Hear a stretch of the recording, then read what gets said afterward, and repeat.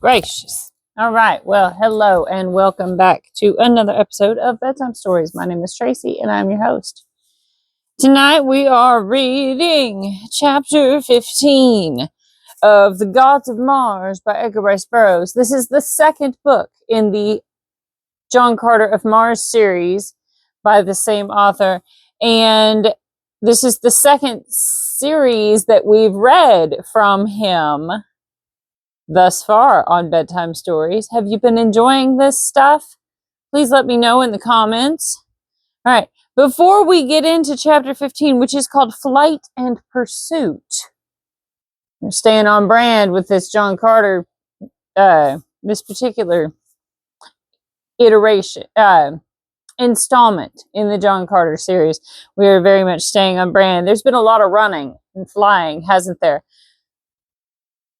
Let me ask you my series of very serious queries, and then we'll jump right in and we'll see what's going on, okay? Cool beans. All right. Have you gone pee in the potty yet?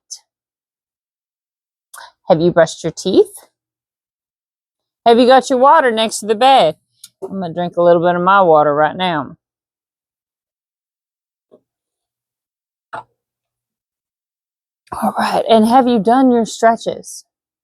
You got all that done? Job. Great job. All right. Well, since there's nothing else left to do other than like the video, subscribe to the channel, and click that notification bell, we'll go ahead and jump right in. All right, babies? Okay. Oh, get comfy cozy. That's the other thing you need to do. I'll let you go ahead and do that. You can pause me. Okay, we're back. Cool. Welcome back. All right. Chapter 15, Flight and Pursuit. I could not have been unconscious more than a few seconds, and yet I know that I was unconscious. For the next thing I realized was that a growing radiance was illuminating the corridor about me, and the eyes were gone. I was unharmed except for a slight bruise upon my forehead where it had struck the stone flagging as I fell. I sprang to my feet to ascertain the cause of the light. It came from a torch in the hand of one of a party of 4 green warriors who were coming rapidly down the corridor toward me. They had not yet seen me, and so I lost no time in slipping into the first intersecting corridor that I could find. This time, however, I did not advance so far away from the main corridor as on the other occasion that had resulted in my losing Tarkus and his guards. The party came rapidly toward the opening of the passageway in which I crouched against the wall. As I passed by, I breathed a sigh of relief. I had not been discovered, and best of all, the party was the same that I had followed into the pits. It consisted of Tarkus and his 3 guards. I fell in behind them, and soon we were all at the cell in which the great Thark had been chained. 2 of the warriors remained without, while the man with the keys entered with the Thark to fasten his irons upon him once more. The 2 outside started to stroll slowly in the direction of the spiral runway which led to the floors above, and in a moment were lost to view beyond a turn in the corridor. The torch had been stuck in a socket beside the door, so that its rays illuminated both the corridor and the cell at the same time. As I saw the 2 warriors disappear, I approached the entrance to the cell. With a well-defined plan already formulated. Excuse me, I got like a little tickle like right here. Sorry. While I disliked the thought of carrying out the thing that I had decided upon, there seemed no alternative if Tarkus and I were to go back together to my little camp in the hills. Keeping near the wall, I came quite close to the door to Tarkus's cell, and there I stood with my longsword above my head, grasped with both hands, that I might bring it down in one quick cut upon the skull of the jailer as he emerged. I disliked to dwell upon what followed after I heard the footsteps of the man as he approached the doorway. It is enough that within another minute or two, Tarkus, wearing the medal of a Warhoon chief, was hurrying down the corridor toward the spiral runway, bearing the Warhoon's torch to light his way. A dozen paces behind him followed John Carter, Prince of Helium. The 2 companions of the man who lay now beside the door of the cell that had been Tarkus's had just started to ascend the runway as the Thark came into view. "Why so long, Tangama?" cried one of the men. "I had trouble with the lock," replied Tarkas, "and now I find that I have left my short sword in the Thark's cell. Go you on, I'll return and fetch it." "As you will, Tangama," replied he who had before spoken. "We shall see you above directly." "Yes," replied Tarkas, and turned as though to retrace his steps to the cell, but he only waited until the two had disappeared at the floor above. Then I joined him. We extinguished the torch, and together we crept toward the spiral incline that led to the upper floors of the building. At the first floor, we found that the hallway ran but halfway through, necessitating the crossing of a rear room full of green folk, ere we could reach the inner courtyard. So there was but one thing left for us to do, and that was to gain the second floor and the hallway through which I had traversed the length of the building. Cautiously we ascended. We could hear the sounds of conversation coming from the room above, but the hall still was unlighted, nor was anyone in sight as we gained the top of the runway. Together we threaded the long hall and reached the balcony overlooking the courtyard without being detected. At our right was the window letting into the room in which I had seen Tangama and the other warriors as they started to Tarkas' cell earlier in the evening. His companions had returned here, and we now overheard a portion of their conversation. "What can be detaining Tangama?" asked one. "He certainly could not be all this time fetching his short sword from the Thark's cell," spoke another. "His short sword?" asked a woman. "What mean you?" "Tangama left his short sword in the Thark's cell," explained the first speaker, "and left us at the runway to return and get it." "Tangama wore no short sword this night," said the woman. "It was broken in today's battle with the Thark, and Tangama gave it to me to repair. See, I have it here." And as she spoke, she drew Tangama's short sword from beneath her sleeping silks and furs. The warriors sprang to their feet. "There is something amiss here," cried one. "'Tis even that I myself thought that when Tangama left us at the runway," said another. "Methought then that his voice sounded strangely." "Come, let us hasten to the pits." We waited to hear no more. Slinging my harness into a long single strap, I lowered Tarkas to the courtyard beneath, and an instant later dropped to his side. We had spoken scarcely a dozen words since I had felled Tangama at the cell door, and seen in the torch's light the expression of utter bewilderment upon the great Thark's face. "By this time," he had said, "I should have learned to wonder at nothing which John Carter accomplishes." That was all. He did not need to tell me that he appreciated the friendship which had prompted me to risk my life to rescue him, nor did he need to say that he was glad to see me. This fierce green warrior had been the first to greet me that day, now 20 years gone, which had witnessed my first advent upon Mars.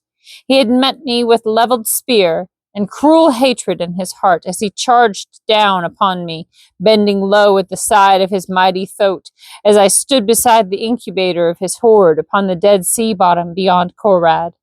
And now among the inhabitants of two worlds I counted none a better friend than Tarkas, Jeddak of the Tharks.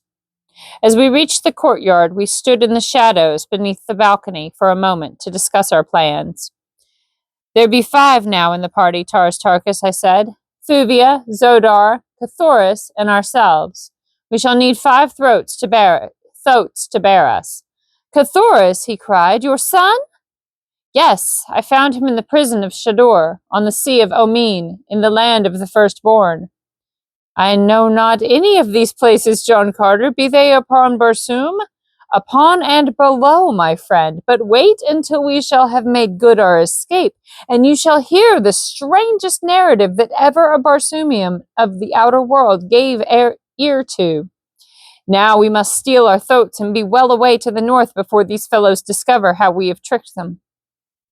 In safety, we reached the great gates at the far end of the courtyard, through which it was necessary to take our thoats to the avenue beyond.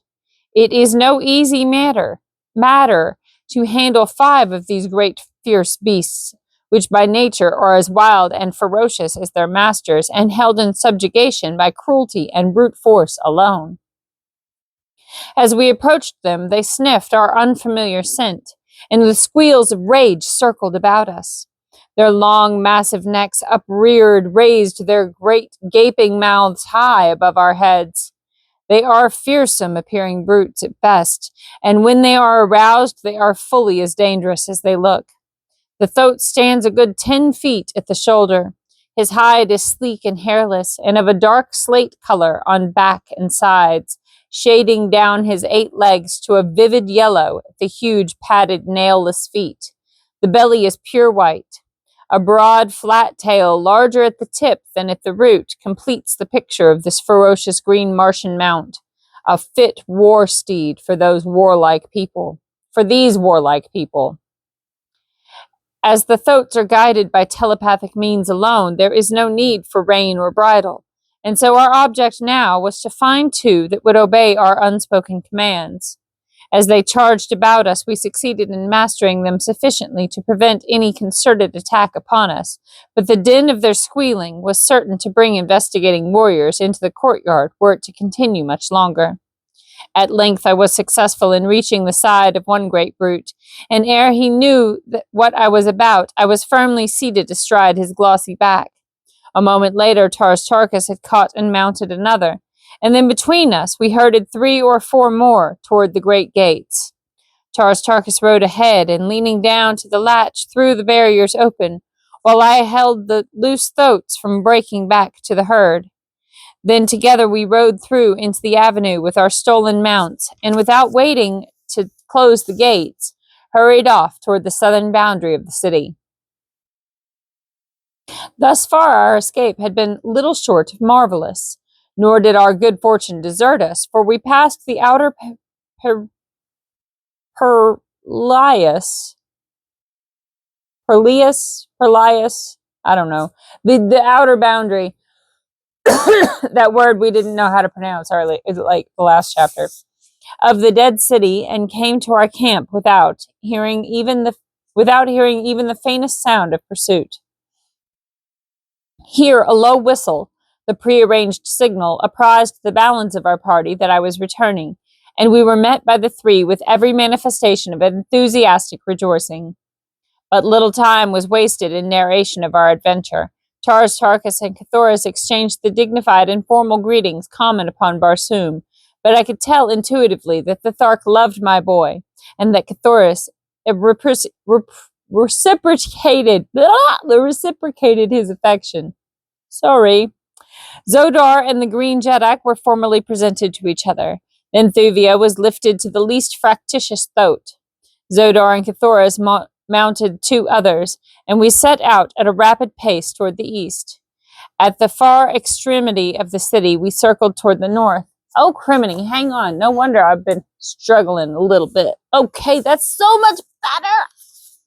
It's amazing what just a little bit of light will do. Okay. At the far extremity of the city, we circled toward the north, and under the glorious rays of the 2 moons, we sped noiselessly across the Dead Sea bottom, away from the Warhoons and the Firstborn, but to what new dangers and adventures we knew not. Toward noon of the following day, we halted to rest our mounts and ourselves. The beasts we hobbled, that they might move slowly about, cropping the ochre moss-like vegetation which constitutes both food and drink for them on the march. Thuvia volunteered to remain on watch while the balance of the party slept for an hour. It seemed to me that I had but closed my eyes when I felt her hand upon my shoulder and heard her soft voice warning me of a new danger. "Arise, O Prince," she whispered. "There be that behind us which has the appearance of a great body of pursuers." The girl stood pointing in the direction from whence we had come, and as I arose and looked, I too thought that I could detect a thin, dark line on the far horizon. I awoke the others. Tarkas, whose giant stature towered high above the rest of us, could see the farthest. "It is a great body of mounted men," he said, "and they are traveling at high speed." There was no time to be lost. We sprang to our hobbled thoats, freed them, and mounted. Then we turned our faces once more toward the north and took our flight again at the highest speed of our slowest beast. For the balance of the day and all the following night, we raced across the ochre wilderness with the pursuers at our back ever gaining upon us. Slowly but surely, they were lessening the distance between us. Just before dark, they had been close enough for us to plainly distinguish that they were green Martians, and all during the long night we distinctly heard the clanking of their accoutrements behind us. As the sun rose on the second day of our flight, it disclosed the pursuing horde not a half-mile in our rear. As they saw us, a fiendish shout of triumph rose from their ranks. Several miles in advance lay a range of hills, the farther shore of the Dead Sea that we had been crossing. Could we but reach these hills, our chances of escape would be greatly enhanced, but Thuvia's mount, although carrying the lightest burden, already was showing signs of exhaustion. I was riding beside her when suddenly her animal staggered and lurched against mine. I saw that he was going down, but ere he fell, I snatched the girl from his back and swung her to a place upon my own throat behind me, where she clung with her arms about me. This double burden soon proved too much for my already overtaxed beast, and thus our speed was terribly diminished, for the others would proceed no faster than the slowest of us could go. In that little party there was not one who would desert another, yet we were of different countries, different colors, different races, different religions, and one of us was of a different world. We were quite close to the hills, but the Warhoons were gaining so rapidly that we had given up all hope of reaching them in time. Thuvia and I were in the rear, for our beast was lagging more and more.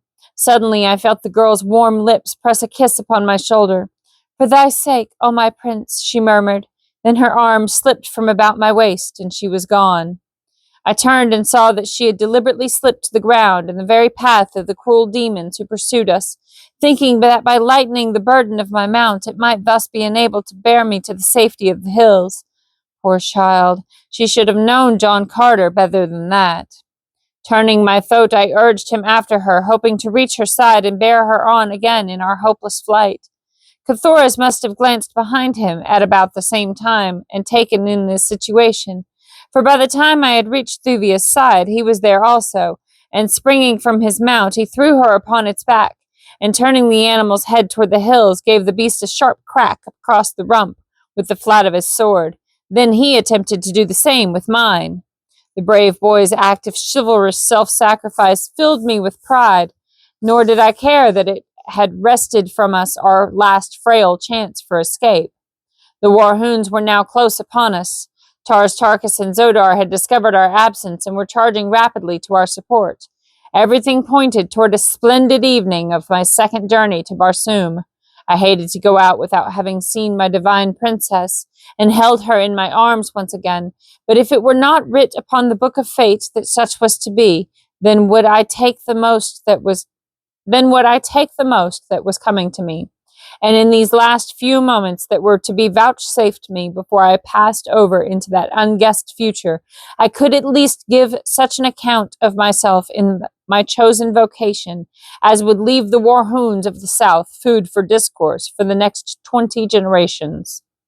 As Cathoras was not mounted, I slipped from the back of my own mount and took my place at his side to meet the charge of the howling devils bearing down upon us. A moment later, Tars Tarkas and Zodar ranged themselves on either hand, turning their throats loose as we might all be on an equal footing. The Warhoons were perhaps 100 yards from us when a loud explosion sounded from above and behind us, and almost at the same instant a shell burst in their advancing ranks. At once all was confusion. 100 warriors toppled to the ground. Riderless thoats plunged hither and thither among the dead and dying. Dismounted warriors were trampled underfoot in a stampede which followed. All semblance of order had left the ranks of the green men, and as they looked far above our heads to trace the origin of this unexpected attack, disorder turned to retreat, and retreat to a wild panic. In another moment they were racing as madly away from us as they had before been charging down upon us. We turned to look in the direction from whence the first report had come, and there we saw, just clearing the tops of the nearer hills, a great battleship swinging majestically through the air. Her bow guns spoke again even as we looked, and another shell burst among the fleeing Warhoons. And as she drew nearer, I could not repress a wild cry of elation, for upon her bows I saw the device of helium. Hooray! We're saved. Well, John Carter's saved, and so is the kid, which is great. So, hooray. Anyway, good night. Sleep tight. Don't let the bedbugs bite. And if they do, I love you so much, and I want you to set a firm boundary and bite those suckers back. Okay? Always chase your goals and dreams. Good night.